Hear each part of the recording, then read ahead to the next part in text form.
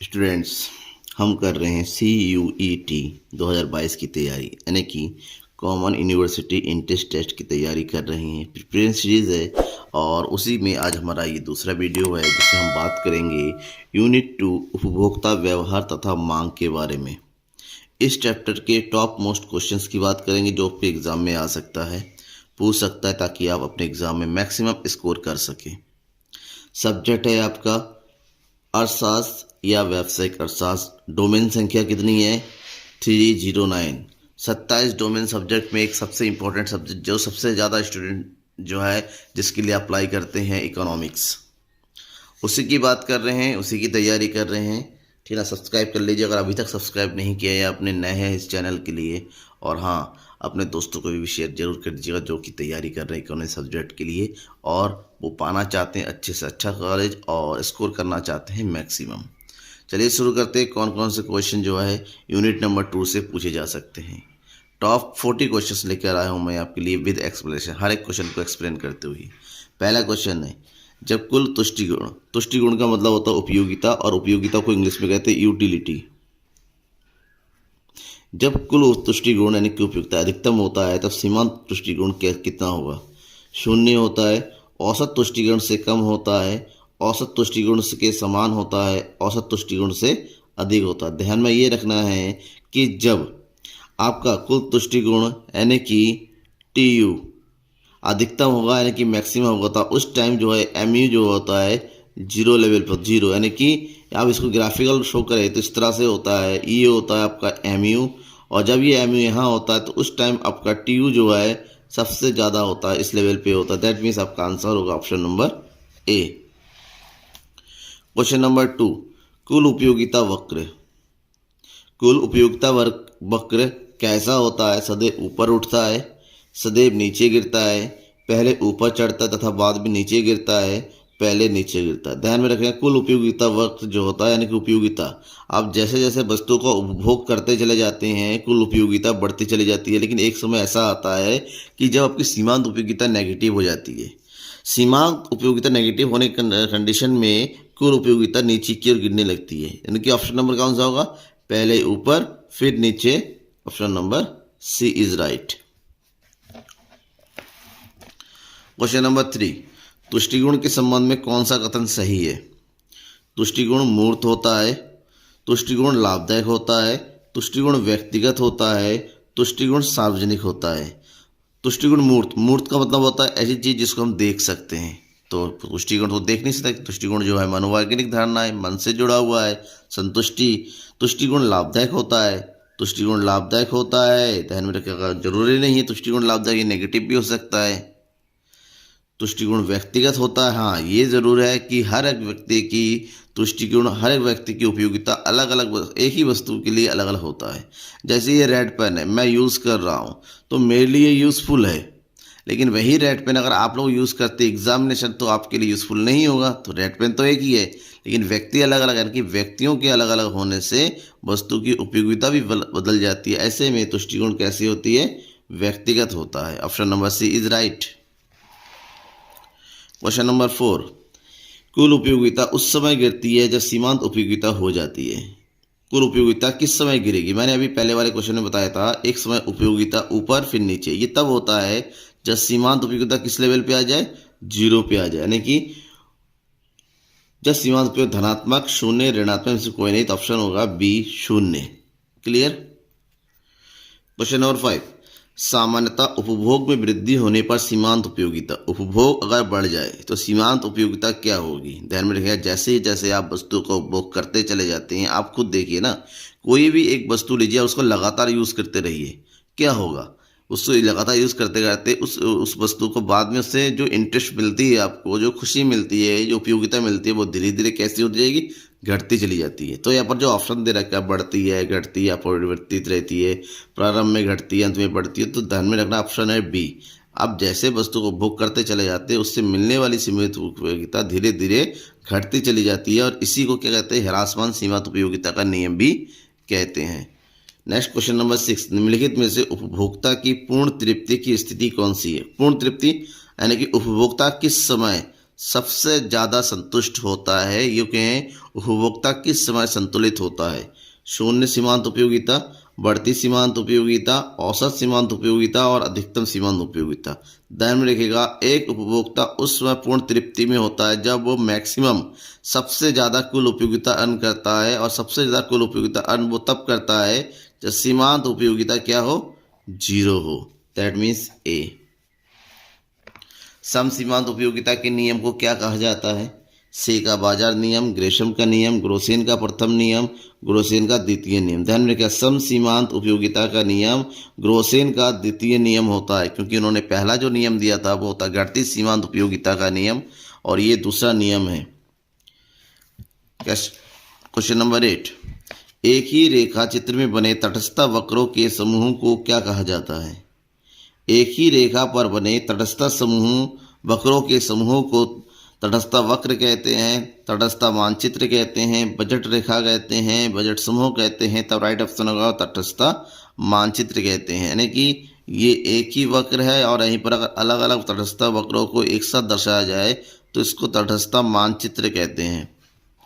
एक तटस्थ मानचित्र में उच्च आईसी प्रकट करता है। अगर एक तटस्थ मानचित्र है जिसमें कई सारे तटस्थ वक्र है और उसमें सबसे उच्च आईसी क्या प्रकट करेगा?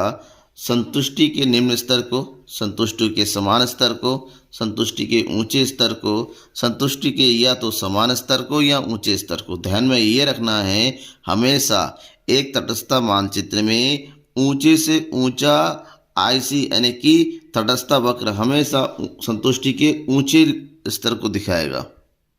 यानी कि जितना ऊपर वक्र होगा संतुष्टि का स्तर भी उतना ही ज़्यादा होगा। That means option number C is right. MRS marginal rate of substitution निर्धारित होता है किसके द्वारा?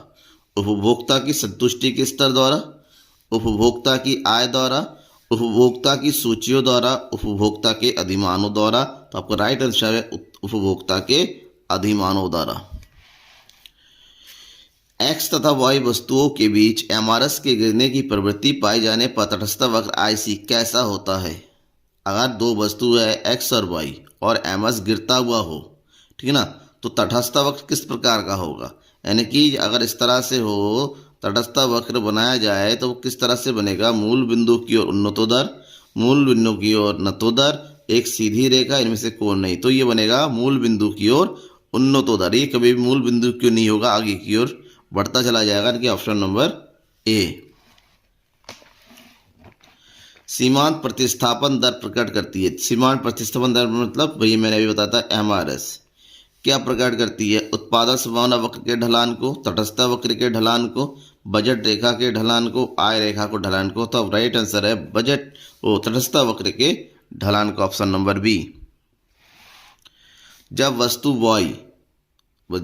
y जो कि ग्राफ में y पर दर्शाया जाता है कि कीमत में वृद्धि होती है, तब अगर वस्तु y की कीमत में वृद्धि होती है तब क्या होगा? कीमत रेखा दाईं ओर खिसकती है, कीमत रेखा बाईं ओर खिसकती है, कीमत रेखा दाईं ओर घुमाव होता है, कीमत रेखा का बाईं ओर घुमाव होता है। अगर ये मान लीजिए कीमत रेखा है, ठीक है, ये y और ये x, ठीक है। अब हमने कहा कि कीमत रेखा यानी कि बॉय वस्तु की कीमत में वृद्धि होती है। जब बॉय वस्तु की कीमत में वृद्धि होती है तो जाहिर सी बात है बॉय वस्तु की मांग कम हो जाएगी। जब बॉय वस्तु की मांग कम होगी तो ये रेखा क्या होगी? नीचे की ओर घुमाव होगी, इस तरह से होगी, ठीक है। यानी कि कीमत रेखा के बाईं ओर घुमाव होता है डी। क्यों? कि वस्तु की मांग इसकी कम हो जाएगी। क्वेश्चन नंबर 14, कीमतों के स्थिर रहने पर बजट रेखा में परिवर्तन होता है। अगर कीमत स्थिर रहे तो बजट रेखा में कैसा परिवर्तन होता है? क्यों परिवर्तन होता है? अगर होता भी है तो मांग में परिवर्तन के कारण, आय में परिवर्तन के कारण, अधिमानों में परिवर्तन के कारण और उपयोगिता में परिवर्तन। ध्यान में रखिएगा, बजट रेखा में एक उपभोक्ता अपनी समस्त आय को व्यय करना चाहता है। कीमत अपनी जगह पर स्थिर है तो बजट रेखा में परिवर्तन तभी होगा जब उपभोक्ता की आय में परिवर्तन होता है, या तो कम होगा या वृद्धि हो जाएगा, तब जाके बजट रेखा में परिवर्तन होगा, यानी कि यहाँ पर आय का इफेक्ट पड़ेगा। निम्न में से कौन सी तटस्थ वक्र विश्लेषण की एक मान्यता है? उपभोक्ता का एक दिष्ट अधिमान, घटती सीमांत स्थापना दर, गणनावाचक संख्याएं और उपरोक्त सभी। तो इसमें राइट आंसर होगा आपका ए, उपभोक्ता का एकदिष्ट अधिमान। वह रेखा जो मौद्रिक आय तथा कीमत के दिए होने पर, आय भी है और कीमत भी दिए होने पर, दो वस्तुओं के सभी विभिन्न संयोगों को प्रकट करती है जिसे वो अपनी समस्त आय खर्च करके खरीद सकता है, कहलाती है। उत्पादन रेखा, बजट रेखा, सम लागत रेखा, इनमें से कोई नहीं।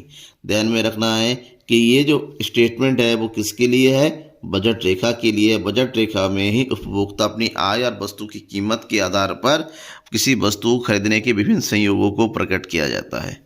ठीक है ना। बजट रेखा दर्शाती है क्या, कीमत अनुपात, आय अनुपात, लागत अनुपात, इनमें से कोई नहीं। तो बजट रेखा हमेशा कीमत अनुपात को दर्शाती है। मांग का नियम निम्नलिखित के मध्य संबंध को दिखाता है।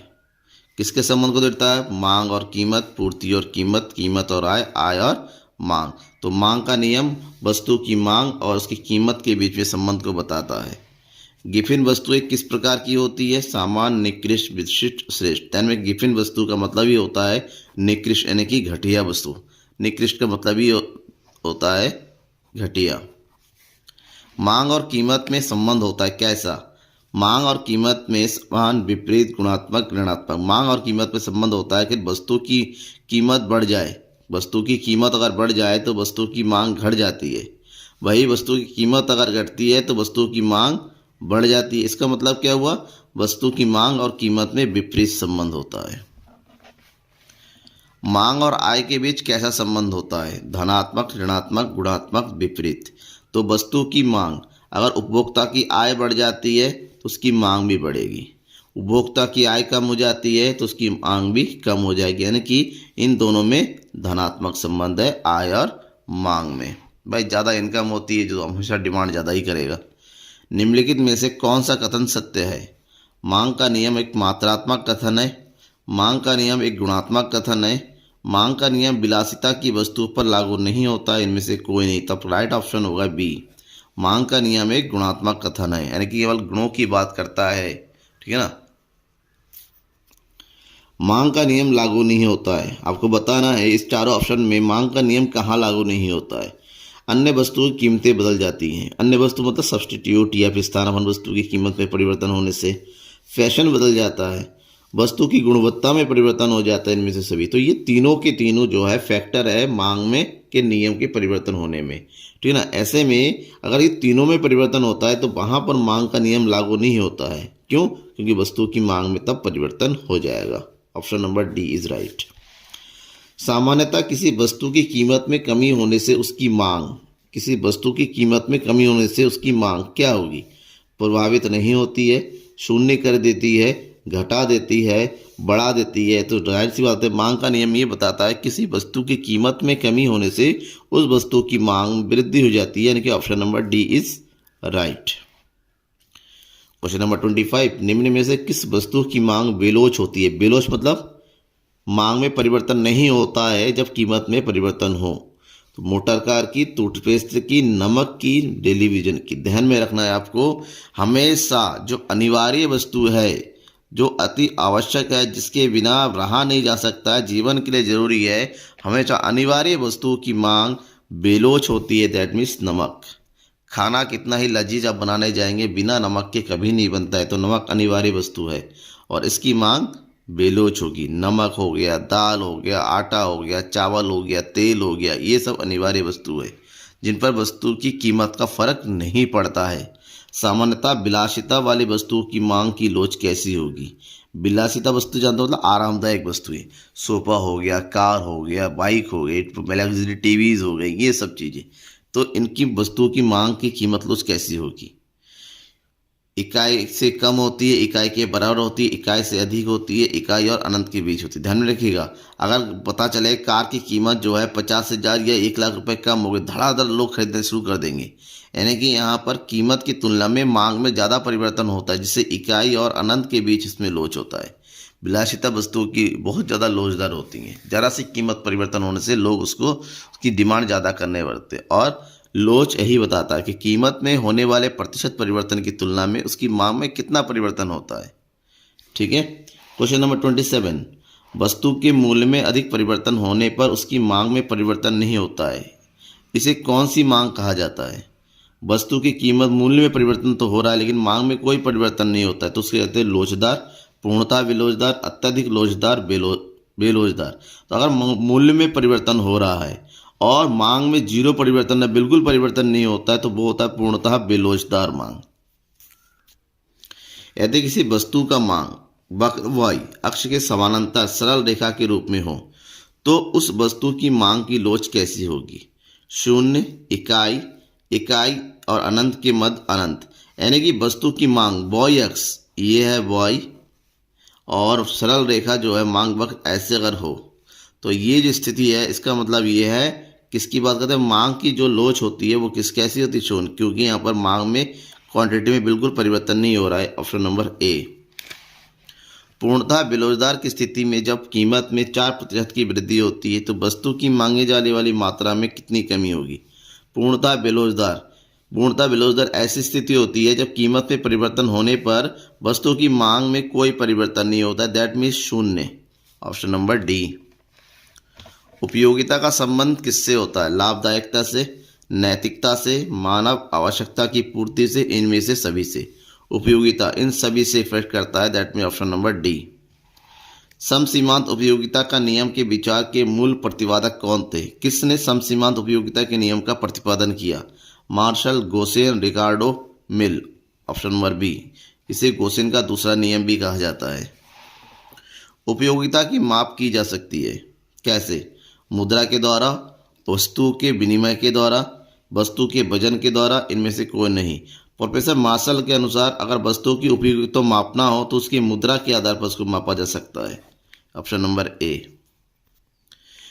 किसी वस्तु में मानवीय आवश्यकता की पूर्ति की क्षमता को क्या कहते हैं? उत्पादकता, संतुष्टि, उपयोगिता, लाभदायकता। तो ऑप्शन क्या है? यूटिलिटी, उपयोगिता। किसी भी वस्तु में अगर किसी मानव की आवश्यकता की संतुष्टि कर देती है तो उसे उसकी उपयोगिता कहते हैं। उपयोगिता का क्रमवाचक सिद्धांत किसने दिया? मार्शल ने, पिगू ने, हिक्स या एलन ने, रिकार्डो। तो आपका राइट ऑप्शन है हिक्स एवं एलन ने। याद करके रखना ये नाम आपको। मांग फलन को निम्नलिखित में से कौन सा समीकरण व्यक्त करता है? px dx equal to px dx equal to function of px। इसमें से कोई नहीं, राइट ऑप्शन है सी, क्योंकि फंक्शन मांग फलन फंक्शन जिसमें फलन वाला शब्द आता है ये वाला होता है, that is dx equal to function of कीमत। मांग कीमत से प्रभावित होता है। कॉफी के मूल्य में परिवर्तन होने से चाय की मांग कैसी होगी? कॉफी और चाय एक स्थानापन्न वस्तु, मतलब ऐसी वस्तु जिनका प्रयोग एक के स्थान पर दूसरे किया जा सकता है। अगर वहीं पर कॉफी की मूल्य बढ़ जाए तो जाहिर सी बात है चाय की मांग बढ़ जाती है, यानी कि ऑप्शन नंबर ए। मांग में संकुचन तब होता है जब कीमत बढ़ती है और मांग घटती है। कीमत बढ़ती है और मांग भी बढ़ती है, कीमत स्थिर रहती है और मांग घटती है, कीमत घटती है लेकिन मांग स्थिर रहती है। ध्यान में रखिएगा ये तीनों ऑप्शन जो है मांग के नियम के अनुसार सटीक नहीं है, यानी कि यहाँ पर होगा कीमत बढ़ती है और मांग घटती है, ऑप्शन नंबर ए, तब मांग का संकुचन होता है। मांग की लोच मापने के लिए प्रतिशत या अनुपातिक रीति का प्रतिपादन किसने किया? Martial, flux, हिस्क। इनमें से कोई नहीं, राइट ऑप्शन इज हिस्क। फ्लस्क ने मांग के नियम के प्रतिशत और अनुपातिक रीति का प्रतिपादन किया था।